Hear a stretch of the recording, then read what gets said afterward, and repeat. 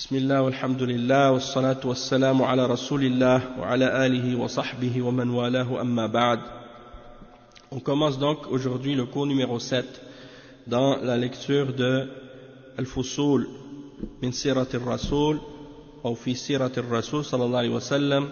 C'est écrit par Al-Hafiz Abu al-Fida Ismail ibn Kathir, l'imam ibn Kathir, le même que celui qui a écrit le tafsir du Coran, tafsir al-Coran al-Azim. Donc, il a écrit donc ce livre sur la vie du prophète sallallahu alayhi wa sallam. Et il a aussi d'autres livres d'histoire, comme par exemple le livre qui s'appelle Al-Bidaya wa Nihaya. Al-Bidaya wa Nihaya, c'est un livre qui parle de l'histoire. C'est un livre qui parle de l'histoire. Donc, Al-Fusul fi Sirat al-Rasul, ça c'est au sujet de la biographie du prophète sallallahu alayhi wa sallam. On est rendu à un chapitre qui s'intitule Faslun Babu Ba'th ou Faslun Ba'thu Abdullah ibn Jahsh. Abdullah ibn Jahsh.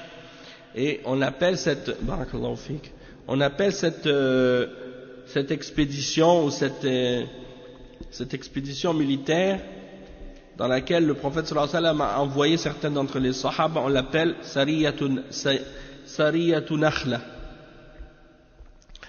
Donc le cheikh Al-Hafiz ibn Kathir rahimahullah, il dit ثم بعث رسول الله صلى الله عليه وسلم عبد الله ibn Jahsh ibn Ri'ab al-Asadi وثمانية من المهاجرين، وكتب له كتابا وأمره أن لا ينظر فيه حتى يسير يومين ثم ينظر فيه ولا يكره أحدا من أصحابه، ففعل. ولما فتح الكتاب وجد فيه إذا نظرت في كتابي هذا فامضي حتى تنزل نخلة بين مكة والطائف وترصد بها قريشا وتعلم لنا من أخبارهم. فقال سمعا وطاعة، وأخبر أصحابه بذلك وبأنه لا يستكرههم، فمن أحب الشهادة فلينهض ومن كره الموت فليرجع، أما أنا فناهض يعني فقائم بالأمر فنهضوا كلهم.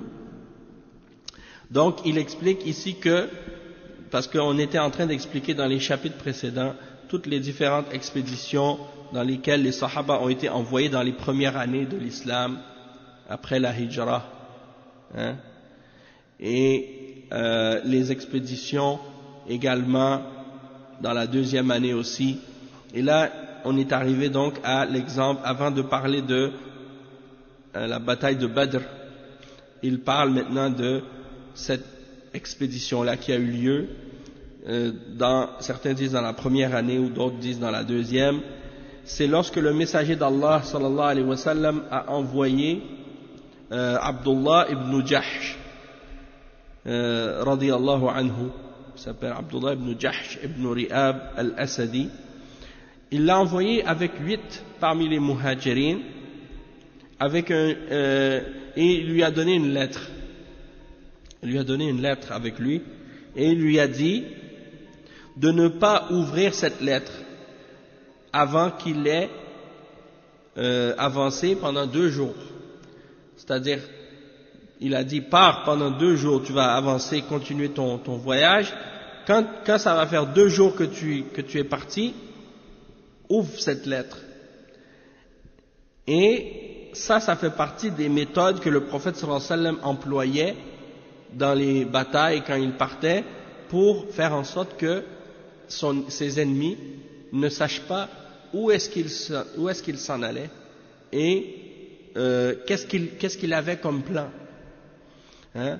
Parfois le prophète sallallahu alayhi wa sallam, il partait dans une direction et il avait l'intention d'aller dans une autre, mais pour tromper l'ennemi, parce que les ennemis avaient des espions, et donc pour pas qu'ils sachent quelle était son intention, il faisait ce genre de manœuvre ou de ce genre de choses. Et là ici, l'exemple ici, c'est qu'il lui donne une lettre qui est cachetée, il lui dit ne l'ouvre pas avant 2 jours. Et il lui a dit, quand ça va faire 2 jours, ouvre-la, lis-la, et il dit, tu ne dois pas imposer à aucun d'entre les compagnons qui sont avec toi de rester. Quand vous allez lire ce qui est écrit dans la lettre, tu ne vas pas imposer aux autres de rester s'ils ne veulent pas rester. Celui qui veut rester, il reste. Celui qui ne veut pas rester, ils peuvent partir si ils ne sont pas d'accord. Puis il lui a dit, puis il a ouvert la lettre, et dans la lettre, qu'est-ce qui était écrit? C'était écrit que si tu regardes dans cette lettre, il dit, va et avance jusqu'à ce que tu arrives à un endroit qui s'appelle Nakhla. Et cet endroit-là, c'est un endroit où il y a beaucoup de palmiers, entre Makka et Taif. D'accord? Donc, si on regarde la carte, sur une carte par exemple, Médine c'est au nord, et il y a la Mecque au sud, et Taif est encore plus au sud. Taif, Makka,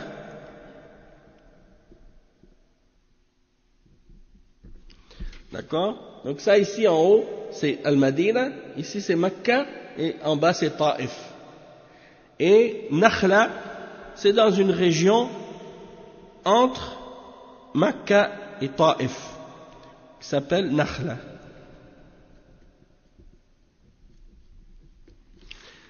D'accord? Donc les Sahaba ils doivent partir, aller jusqu'à Nakhla. Donc c'est ce qui était écrit dans la lettre. Il dit tu vas aller jusqu'à Nakhla, entre Makka et Taif. Et tu vas surveiller Quraysh et les caravanes de Quraysh pour savoir de leurs informations, pour avoir de leurs informations et pour avoir de savoir qu'est-ce qu'ils sont en train de faire. Parce que Quraysh, ils se basent sur le commerce. Toute leur force vient du commerce. Ils ont des commerces vers le nord, des commerces vers le sud. Le nord vers le Sham et le sud vers le Yémen. Donc, lorsque les musulmans se sont installés à Médine, ils ont commencé à observer le mouvement des caravanes. Et commencer à justement bloquer ces caravanes-là pour affaiblir Quraysh. Maintenant, lorsqu'ils ont ouvert cette lettre, ils ont su ce qui était dedans, il a dit, Abdullah ibn Jahsh, il a dit, Sam'an wa ta'an, c'est-à-dire j'entends et j'obéis. Et il a dit à ses compagnons, voici ce que la lettre a dit, vous pouvez rester, vous pouvez partir. Celui qui aime être martyr, qu'il reste. Celui qui déteste la mort, qu'il parte. Alors il a dit, moi, en ce qui me concerne, je reste. Et ils sont tous restés.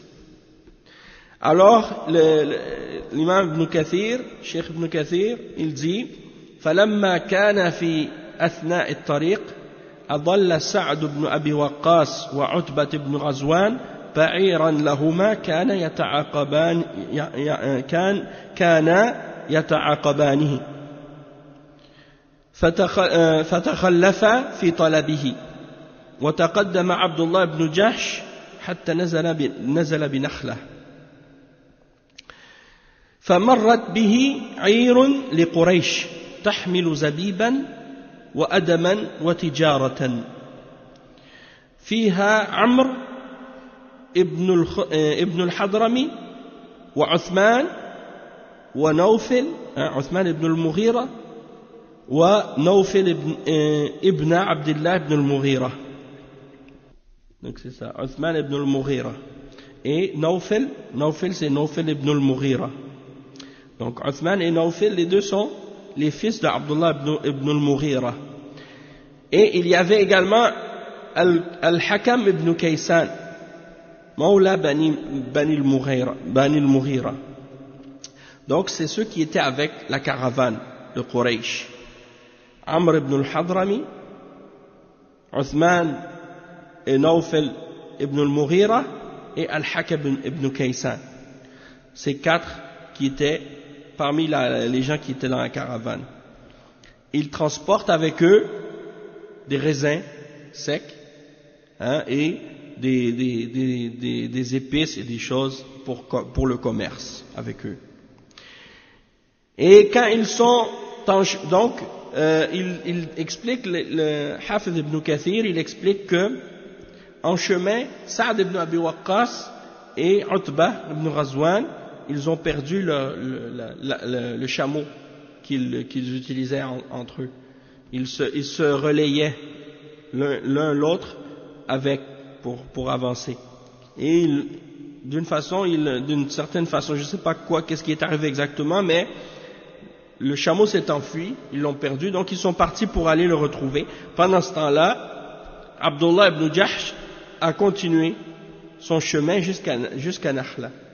Une fois qu'il est arrivé là-bas, il a vu cette caravane avec les marchandises pour vendre, hein, et les 4 personnes qui étaient à la tête de cette caravane. Alors ils se sont consultés entre eux. فَتَشَاوَرَ الْمُسْلِمُونَ وقالوا نحن في آخر يوم من رجب الشهر الحرام فإن قاتلناهم انتهكنا الشهر الحرام وإن تركناهم الليلة دخلوا الحرم ثم اتفقوا على ملاقاتهم فرمى أحدهم عمرو بن الحضرمي فقتله وأسروا عثمان والحكم وأفلت نوفل ثم قدموا بالعير والأسيرين قد عزلوا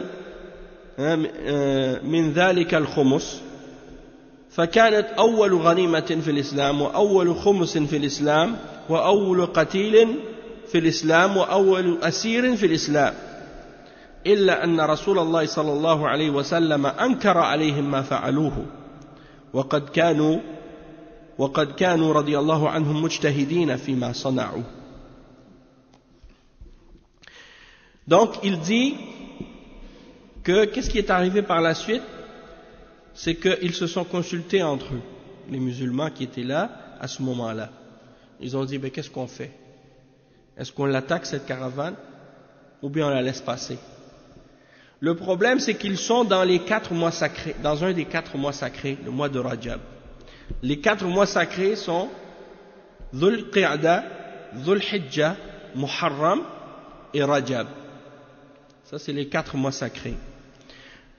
Les 3 mois qui se suivent, c'est Dhul Qa'da, Dhul Hijjah et Muharram. Ça, c'est les 3 mois qui sont un après l'autre.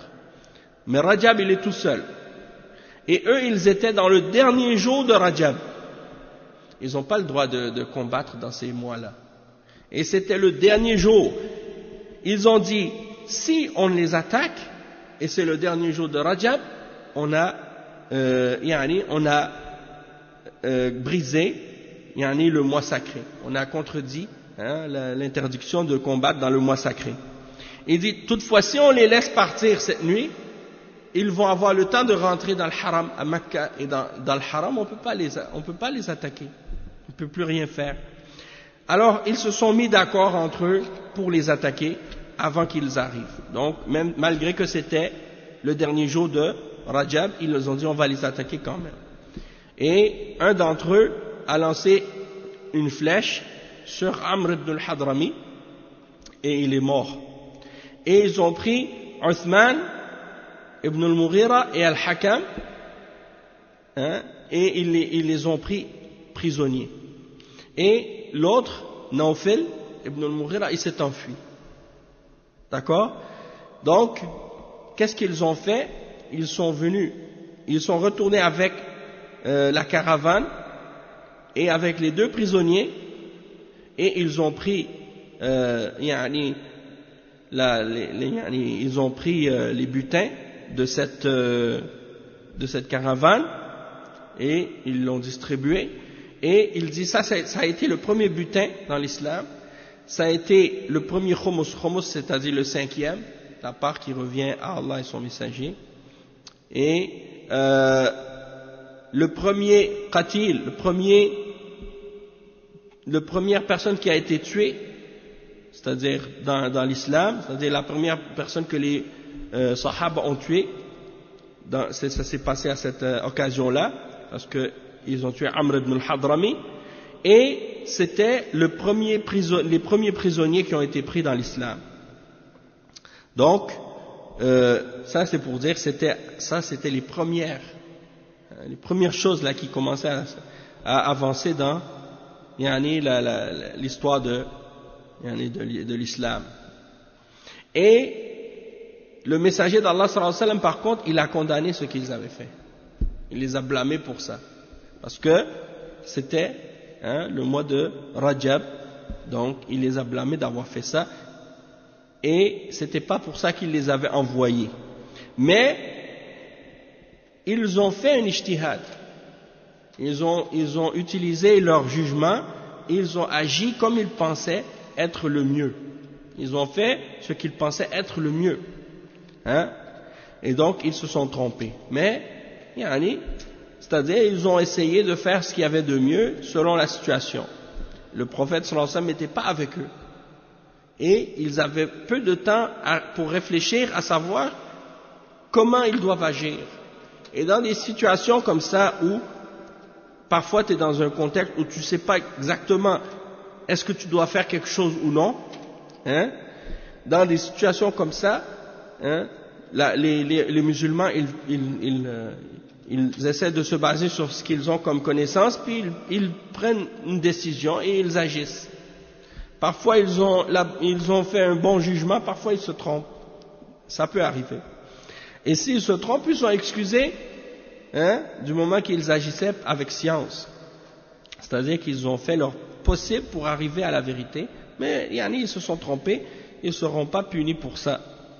Et il dit وَاشْتَدَّ تَعَنُّتْ قُرَيْشٍ وَإِنْكَارُهُمْ ذَلِكَ وَقَالُوا مُحَمَّدٌ قَدْ أَحَلَّ الشَّهْرَ الْحَرَامِ فأنزل الله عز وجل في ذلك يسألونك عن الشهر الحرام قتال فيه قل قتال فيه كبير وصد عن سبيل الله وكفر به والمسجد الحرام وإخراج أهله منه أكبر عند الله يقول سبحانه هذا الذي وقع وإن كان خطأ لأن القتال فيه في الشهر الحرام كبير عند الله إلا أن ما أنتم عليه أيها المشركون من الصد عن سبيل الله والكفر به وبالمسجد الحرام وإخراج محمد صلى الله عليه وسلم وأصحابه الذين هم أهل المسجد الحرام في الحقيقة أكبر عند الله من القتال في الشهر الحرام ثم إن رسول الله صلى الله عليه وسلم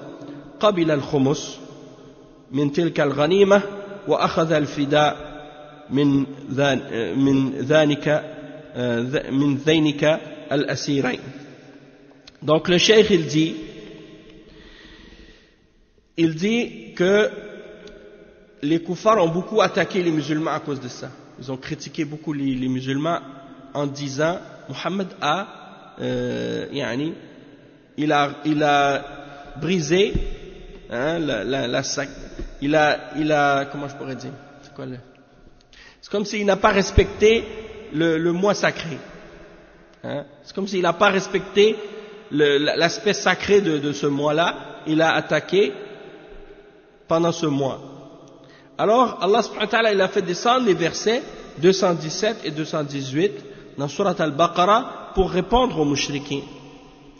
Et dans ces deux versets, Allah subhanahu wa ta'ala, il dit ce qui signifie, il t'interroge sur le fait de faire la guerre pendant les mois sacrés. Dit, y combattre est un péché grave. Faire la guerre pendant ces mois-là, c'est un péché grave. Mais plus grave encore auprès d'Allah est de faire obstacle au sentier d'Allah, d'être mécréant envers celui-ci et la mosquée sacrée, et d'expulser de là ses habitants. Et le shirk est plus grave que le meurtre. Et il dit ensuite, Allah subhanahu wa ta'ala dans le verset, or ils ne cesseront de vous combattre jusqu'à s'ils peuvent vous détourner de votre religion. Et ceux qui parmi vous abjureront leur religion et mourront infidèles, vaines seront pour eux leurs actions dans la vie ici-bas et dans la vie future. Voilà les gens du feu, ils y demeureront éternellement.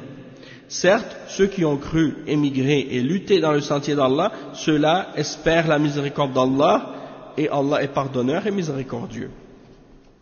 Donc, Allah subhanahu wa ta'ala, le cheikh il dit, Allah subhanahu wa ta'ala dit dans ce verset que ce que les musulmans ont fait dans cette expédition-là, c'est clair que c'était une erreur. Mais, pourquoi? Parce qu'ils ont combattu dans un mois sacré. Et ça, pour Allah, c'est un grand péché. C'est un péché grave. Sauf que ce que vous, les mushrikoun, êtes en train de faire, d'obstruer le chemin d'Allah et de rejeter la foi en lui et de rejeter, de mécroire en Allah et en la mosquée sacrée et de faire expulser le prophète Mohammed sallallahu alayhi wa sallam et ses compagnons de la Mecque, alors que ce sont eux les vrais défenseurs de la mosquée sacrée, de la mosquée de la Mecque, de la Kaaba et le Masjid al-Haram, c'est eux les vrais défenseurs de cette mosquée, les vrais alliés de cette mosquée. Alors, ça c'est encore plus grave pour Allah que de combattre pendant les mois sacrés. Donc il dit, le cheikh, que par la suite, il dit que le prophète sallallahu alayhi wa sallam, il a accepté al-khumus. قبل الخمس لأن رسول الله صلى الله عليه وسلم قد وقف العير والأسيرين وأبى أن يأخذ من ذلك شيئا قائلا لهم ما أمرتكم بقتال في شهر الحرام. Donc il dit donc qu'il a accepté le khumus de ce butin et il a pris comment on dit al-fida, j'ai oublié le terme, attends, je vais vous le dire tout de suite. Al-fida, c'est la rançon, je crois. Il a pris la rançon pour ces deux prisonniers. Il a pris la rançon pour les deux prisonniers, c'est-à-dire de les libérer il les a libérés en échange d'une rançon. C'est ça, c'est le bon terme, c'est la rançon. Après, le cheikh, il parle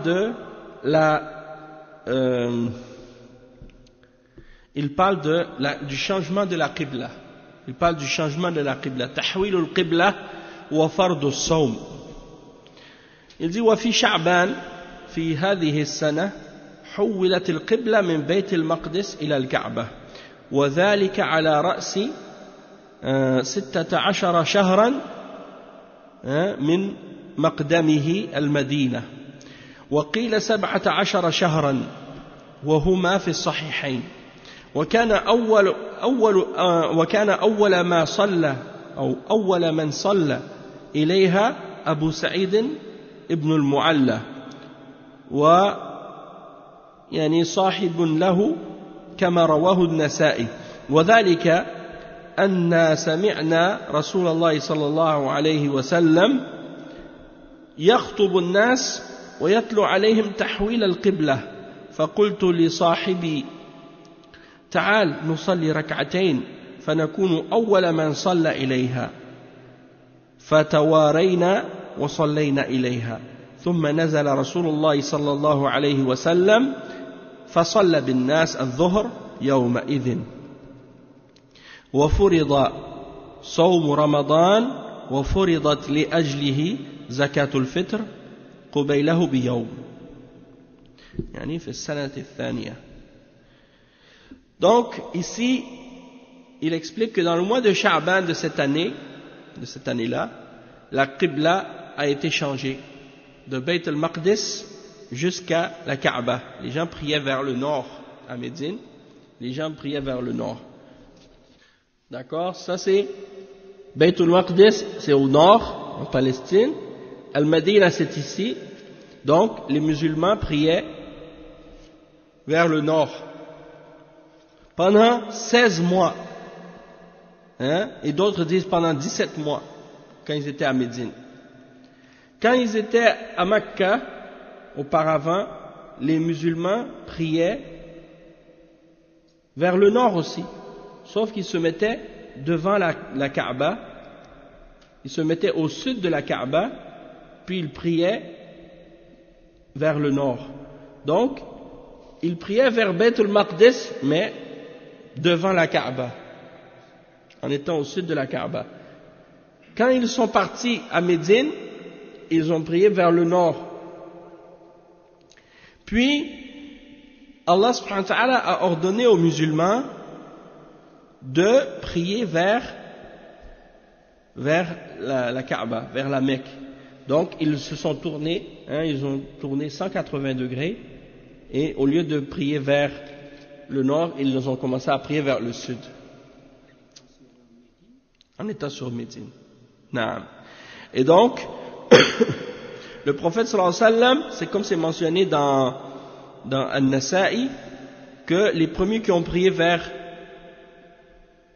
cette direction, vers la Kaaba, quand ils étaient à Médine, c'était Abu Sa'id ibn al-Mu'alla et un compagnon à lui. Et ça, c'est rapporté par An-Nasa'i. Et sauf que ça a été déclaré comme, je pense que ça a été déclaré faible, à cause d'un des narrateurs dans le hadith qui est faible. Marwan ibn Uthman ibn Abi Sa'id al-Mu'alla, qui est da'if.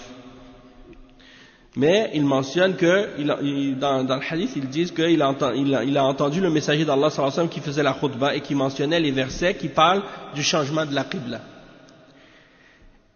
Et ils ont dit, bon, on va prier rak'atayn pour être les premiers qui ont prié vers cette direction-là. Alors ils se sont levés, ils se sont tournés et ils ont prié vers la Kaaba. Puis le prophète sallallahu alayhi wa sallam est descendu du mimbar et il a prié avec les gens la prière de Dhuhr ce jour-là. Et c'est cette même journée-là dans laquelle le jeûne du Ramadan, c'est-à-dire c'est dans cette même année-là que le jeûne du Ramadan a été ordonné et que la zakat ou le fitr a été ordonnée aussi, un jour avant. Zakat ou le fitr, c'est-à-dire la zakat qui est ordonnée à la fin du Ramadan. Donc, en ce qui concerne d'autres petits détails par rapport à le changement de la qibla, il dit, يعني كان النبي صلى الله عليه وسلم يصلي بمكة إلى بيت المقدس والكعبة بين يديه. Donc, il priait quand il était à la Mecque vers la Bayt al-Maqdis, mais il mettait entre lui et Bayt al-Maqdis la Kaaba en priant, en se plaçant au sud de la Qibla. Donc le prophète sallallahu alayhi wa sallam, il aimait la Kaaba. Pourquoi? Parce que c'est la maison qui a été construite par son ancêtre, le prophète Ibrahim alayhi salam. Et donc après avoir fait, durant la deuxième année de la Hijra, après avoir fait la Hijra dans le mois de Sha'ban, ici il dit Sha'ban, d'autres ont dit Rajab, parce qu'il y en a qui ont dit 16 mois, d'autres ont dit 17 mois, il y a eu le changement, donc la Qibla. Il dit وعن البراء بن عازب, ça c'est rapporté par Al-Bukhari et Muslim. Il dit عن البراء بن عازب قال صلينا مع رسول الله صلى الله عليه وسلم نحو بيت المقدس 16 شهرا أو 17 شهرا ثم صرفنا نحو الكعبة. Donc ça c'est rapporté dans Al-Bukhari et Muslim. Ils ont dit on a prié pendant 16 ou 17 mois avec le messager d'Allah sallallahu alayhi wa sallam vers Bayt al-Maqdis, puis ensuite on s'est tourné vers la Kaaba.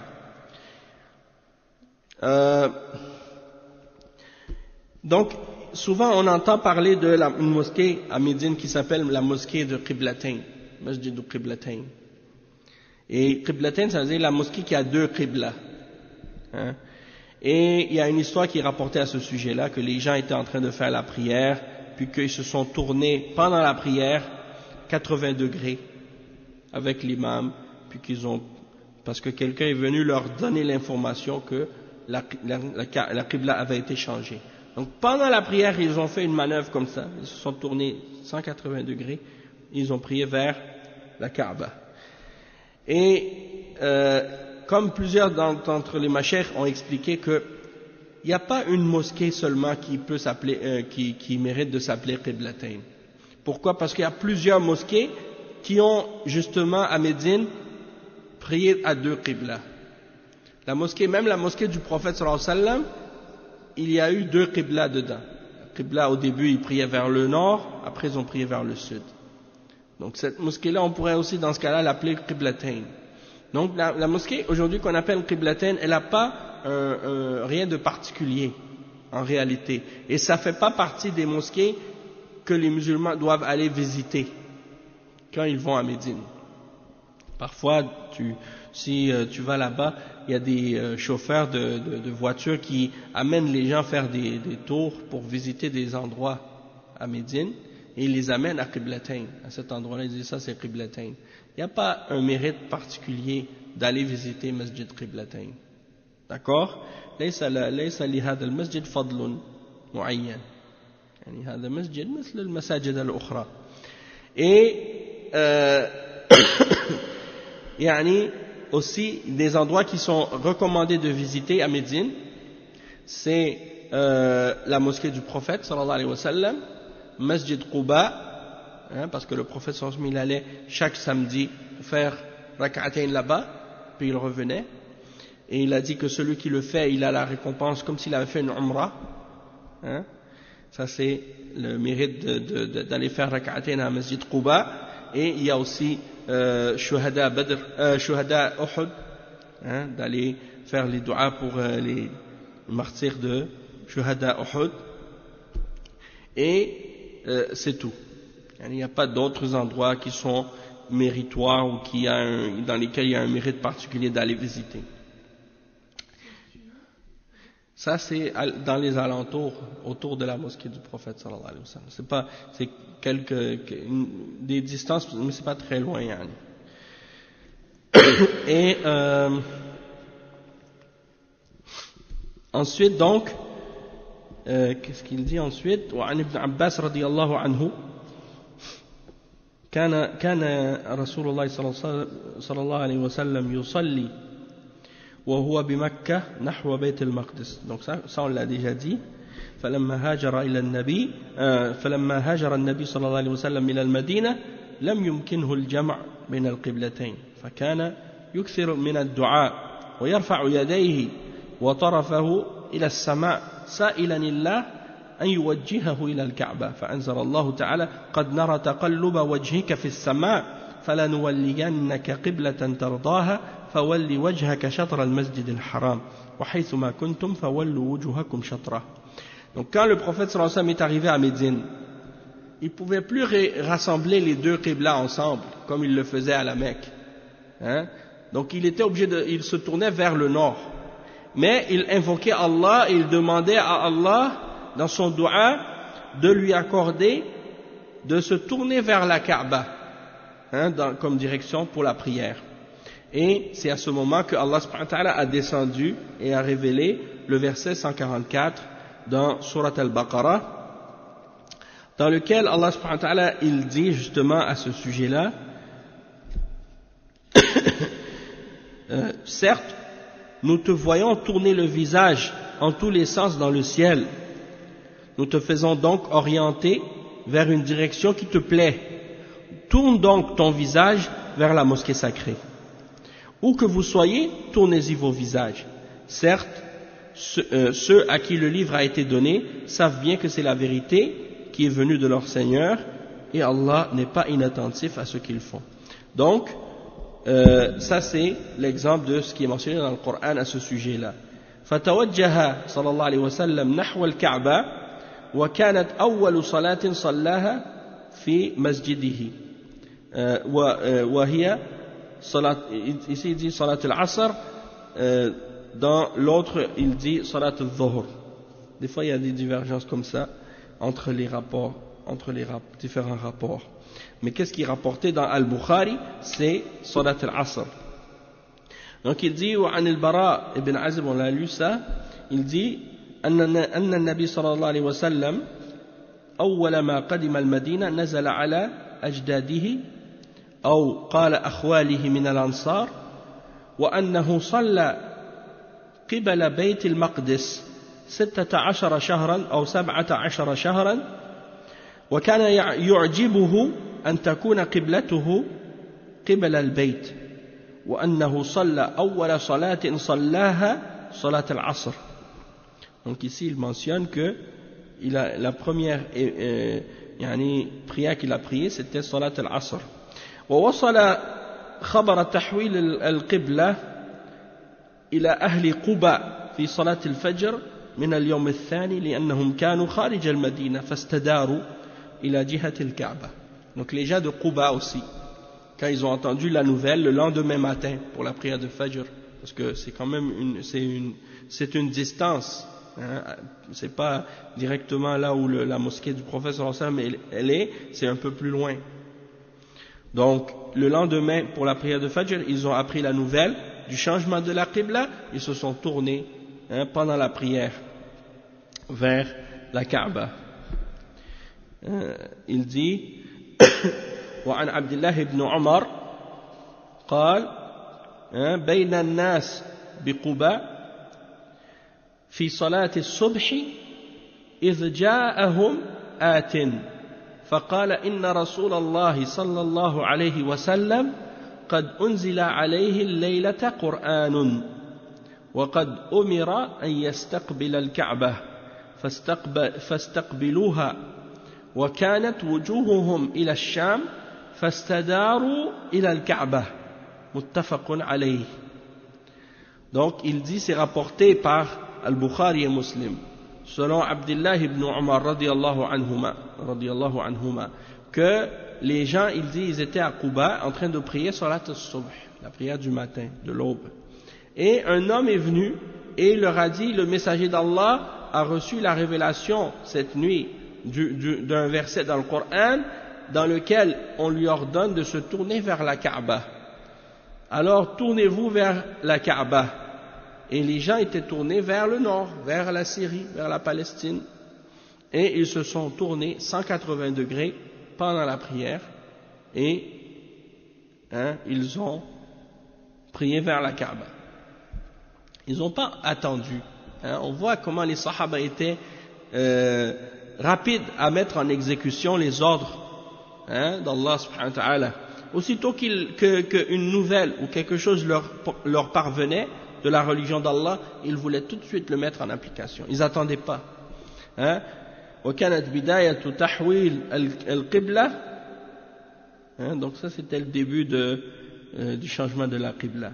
Puis on a vu, dans le Coran, on voit également les versets dans lesquels Allah subhanahu wa ta'ala mentionne les objections des Juifs et des Mushrikines au changement de la Qibla, parce qu'ils n'ont pas été contents de ça. Quand ils ont vu que les musulmans ont changé de Qibla, ils n'ont pas été satisfaits de ça. Et c'est pour ça que Allah subhanahu wa ta'ala il a révélé, il a dit سَيَقُولُ السُّفَهَاءُ مِنَ النَّاسِ ما ولاهم عن قبلتهم التي كانوا عليها قل لله المشرق والمغرب يهدي من يشاء إلى صراط مستقيم. Et dans un autre verset il dit وما جعلنا القبلة التي كنت عليها إلا لنعلم من يتبع الرسول ممن ينقلب على عقبيه وإن كانت لكبيرة إلا على الذين هدى الله وما كان الله ليضيع إيمانكم إن الله بالناس لرؤوف رحيم. Donc ces versets-là, c'est les versets dans lesquels wa alaykum assalam wa rahmatullahi wa barakatuh. Les versets 142 et 143 dans lesquels Allah subhanahu wa ta'ala répond aux objections des Juifs et des Mushrikines. Allah subhanahu wa ta'ala dit: les faibles d'esprit parmi les gens diront, vont dire, qui les a détournés de la direction vers laquelle ils s'orientaient auparavant? Pourquoi ils ont changé? Et là il dit, dis au Muhammad, réponds-leur à ces gens-là, aux Juifs et aux autres, c'est à Allah qu'appartient le levant et le couchant, l'est et l'ouest. Il guide qui il veut vers un droit chemin. Et dans le verset suivant, et aussi nous avons fait de vous une communauté de justes, pour que vous soyez témoins aux gens, comme le messager sera témoin pour vous. Et nous n'avions établi la direction vers laquelle tu te tournais que pour savoir qui suit le messager et qui s'en retourne sur ses talons. C'était un changement difficile, mais pas pour ceux que Allah guide. Et ce n'est pas Allah qui vous fera perdre la récompense de votre foi, car Allah, certes, est compatissant et miséricordieux pour les hommes. Donc ça, c'est des exemples, et on avait lu justement l'explication de ces versets et le tafsir de ces versets quand on a lu l'explication des versets 143 et 144 et 142 aussi de Surat al-Baqarah dans le tafsir de Cheikh Salih al-Fawzan. On a expliqué ça en détail. Cheikh al-Fawzan, il a donné des explications détaillées sur ce sujet-là.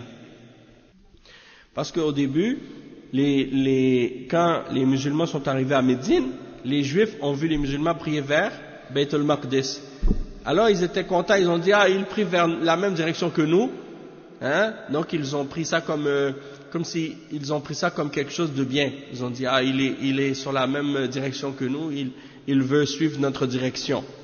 Puis quand Allah subhanahu wa ta'ala a révélé l'ordre de se tourner vers la Kaaba, donc là ils ont dit mais les juifs ont commencé à critiquer, ils ont dit mais comment ça se fait que vous changez de direction?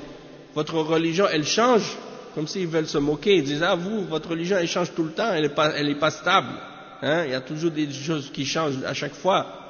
Et les mushrikines, eux, se sont réjouis. Ils ont dit mais il est revenu vers la direction de la Kaaba, donc peut-être qu'il va revenir à notre religion, hein? Et donc Allah subhanahu wa ta'ala il répond à ces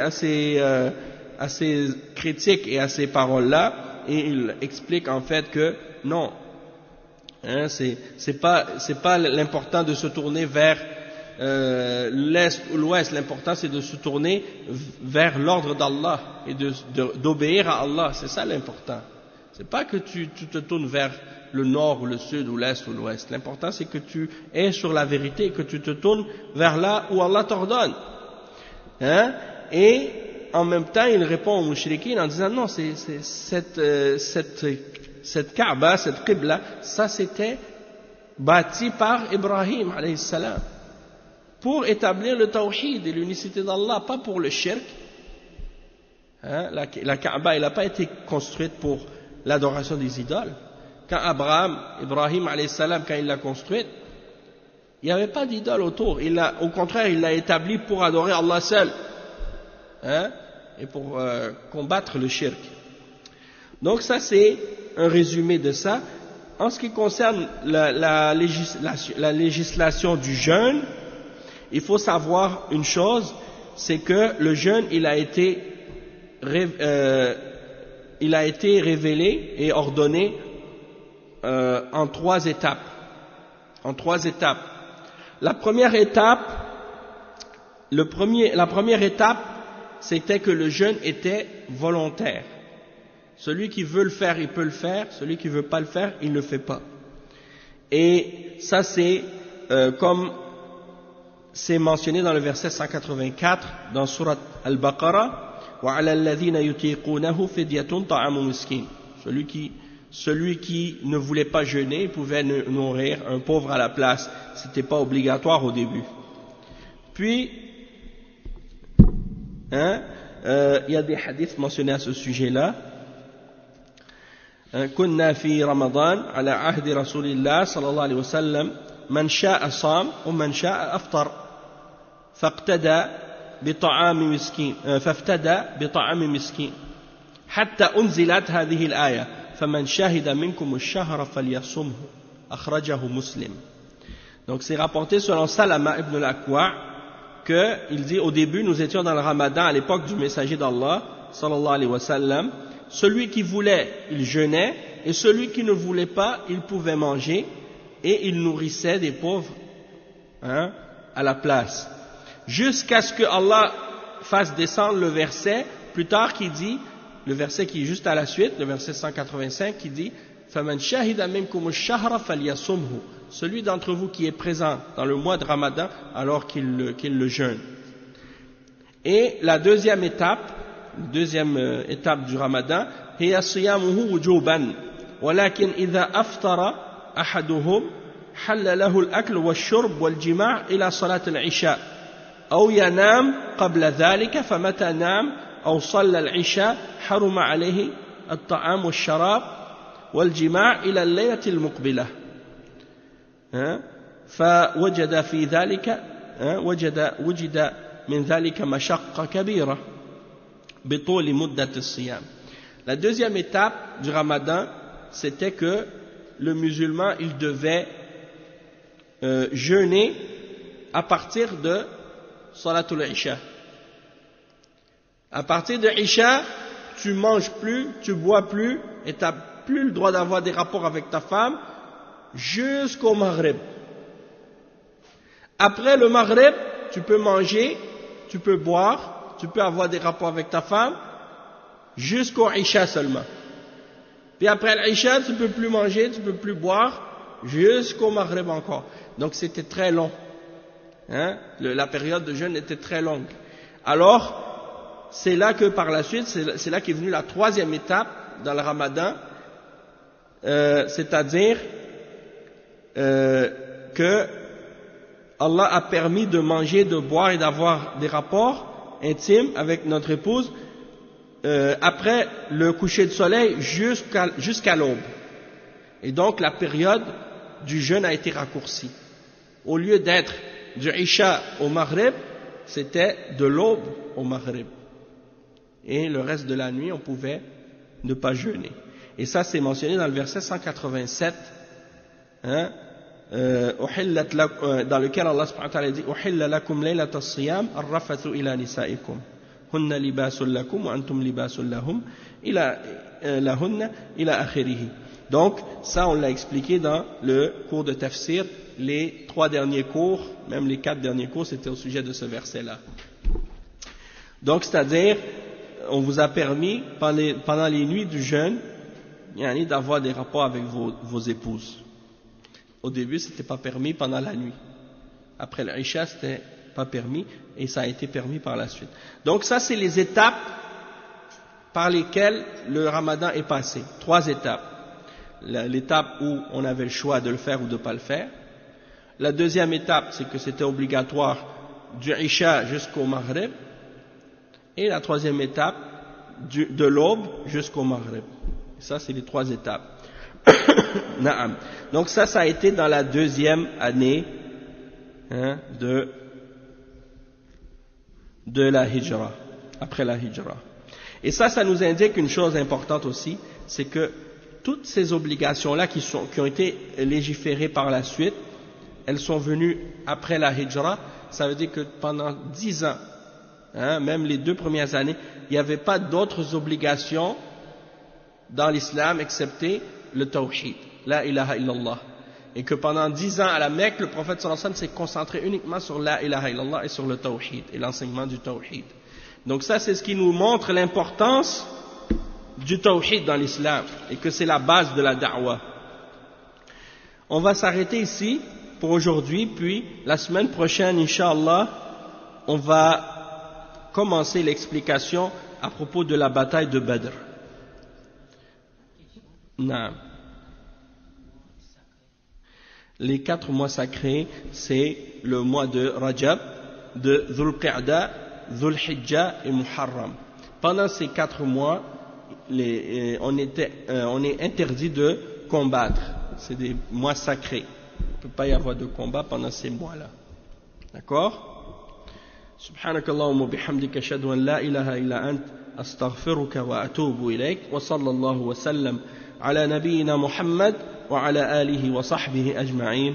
Wassalamu alaykum wa rahmatullahi wa barakatuh.